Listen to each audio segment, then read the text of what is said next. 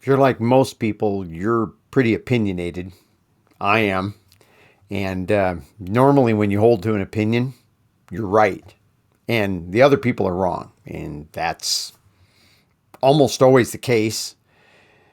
I run into some people that are pretty opinionated about certain things, but for some strange reason, they keep their opinions largely to themselves. And they don't get drawn into the argument or the fight, and they're pretty kind even with people that don't agree with them. It's been a learning curve for me to think about that. And that's exactly what this section here in Romans 14, beginning with verse 5, is going to challenge us with. Is it just because there are some people that are going to see some matters, not all matters, but some matters different than you do, just let it be. I'm Pastor Tim Holscher, and we are looking in Romans at how God stabilizes believers. And beginning in chapter 12, Paul's been talking about how those who are stable and are mature, how they can play a positive role in helping other believers that lack stability to become stable. Or, as I remind us, or to at least not get in the way of God stabilizing them, to not become a hindrance. And we have two issues, and one of them is going to come up today that are chiefly dealt with here in chapter 14. And chapter 14 really illustrates where the problem of stability lies, and it lies with the matter of what is okay for a Christian to do. Is it okay for a Christian to eat meat? And you can go back and look at those videos. We're not going to rehearse that again, but he's going to get into the matter of, are you or I, as believers, supposed to keep one day special different than other days? Essentially what we call a Christian Sabbath. I remember being, I think, third or fourth grade and going over to my neighbor's house in the Sunday afternoon, and his mom was vacuuming in the house. And I still, as a third or fourth grader, I can remember this so vividly, I stood on his steps and would not go in the house to talk with him. I wanted him to come outside because his mom was vacuuming on the Sabbath. Well, the Christian is not the Sabbath, or Sunday, excuse me, is not the Sabbath.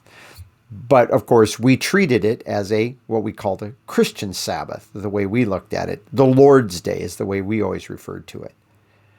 So yeah, I've been there where, that's supposed to be a special day. It's different than the other days of the week, and you're supposed to treat it special. And then I've come to some other conclusions as I've continued studying the Word of God, and I don't know that there is a particular day that you and I are to observe as being special. But I recognize that not all believers are there. And I'm not there to push, kick, or prod them to agree with me. I'm there to hopefully not get in the way as God grows them, just as God grows me. Of course, that even there sounds arrogant because you're going to say, well, you think you're right. And yeah, I wouldn't hold that position if I thought I was in the wrong. But let's just look at what Paul says here in Romans 14:5, because it's going to be challenging to the way we think. He says, one person values or judges one day over another. And another person then values every day the same. And Paul doesn't come along and say, guy one was right and guy two is wrong, or guy two is right and guy one was wrong. He says each person must be fully convinced in his own mind, his own exercise of his thinking process. Each person does. He doesn't come along. Paul looks at this and he doesn't say that there's an absolute right or wrong in the way that Christians approach this. If you've got believers that think that the Lord's Day, if you want to call it that, or the seventh day, the Sabbath day, if you function in that area, if they come there, back off and let God deal with that person. And likewise, if you're a person that treats every day the same, and I'm going to give you my opinion, and this is based out of Hebrews 4, which I'm not here to teach this today, but my opinion is every day is a Sabbath day for the believer that knows how to rest at the throne of grace. There is no one particular day that I have to observe. Every day I ought to recognize as a day of rest before the Lord. But that's another topic. So a person, he says, needs to be fully convinced. And then he says in verse 6, the one who then observes or is mindful of a day, he is mindful of it to the Lord. This is one of the things where I think we don't always take this into account. He's mindful of it with regard to the Lord, because what he's saying here is that person isn't going and doing this and saying, I want to be a law keeper and I want to do law stuff because that makes me a better person. No, I'm not saying some people aren't like that. But Paul's saying here, give the guy the benefit of the doubt. He's doing it unto the Lord. He's taking seriously that he thinks this is what the Lord wants him to do, and so he's doing it to or for the Lord. But on the other hand, and the one who eats, so that he eats meat, he does so with regard to the Lord. So he takes both these guys. There's one guy that keeps one day special. He does it to the Lord. And the other guy eats, and he also does it to the Lord in this regard.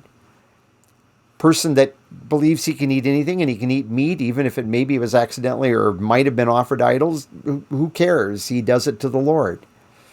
For he gives thanks, and the one who does not eat, he also does it for the Lord. And it is for the Lord that he does not, and he gives thanks to God. Even the person that is a vegetarian for religious purposes, he does it to the Lord too. So back off. That's hard for us. That's hard for us to let go of that, because we don't like it when somebody is a little different than us. When the way they relate to God and such is different than the way we relate to God in these things. And yet Paul right here is just very plain. Each person has to be convinced in their own mind. It's not for me to convince them. It's not for them to convince me. It's for me to let them be convinced and for me to be convinced, and just let God take care of it. And get along and not get in the way of that other believer. For as he says in verse 7, for not one of us lives for himself, not one of us dies for himself. For if we live for the Lord. If we die for the Lord. Therefore, whether we live or die, we are the Lord's. In other words, believers on either side of this issue need to realize that other person over there, we're just going to give them the benefit of the doubt, and we're going to trust they're doing it for the Lord. In the same way that whatever I'm doing, I trust I'm doing it also for the Lord. This is, and Paul's going to get to this down the context, but this is really going to promote peace among believers. It's going to help believers a lot more than when we get into all these theological arm wrestling over matters that Paul says here. He doesn't say there's an absolute right or wrong. Sometimes we call them gray areas.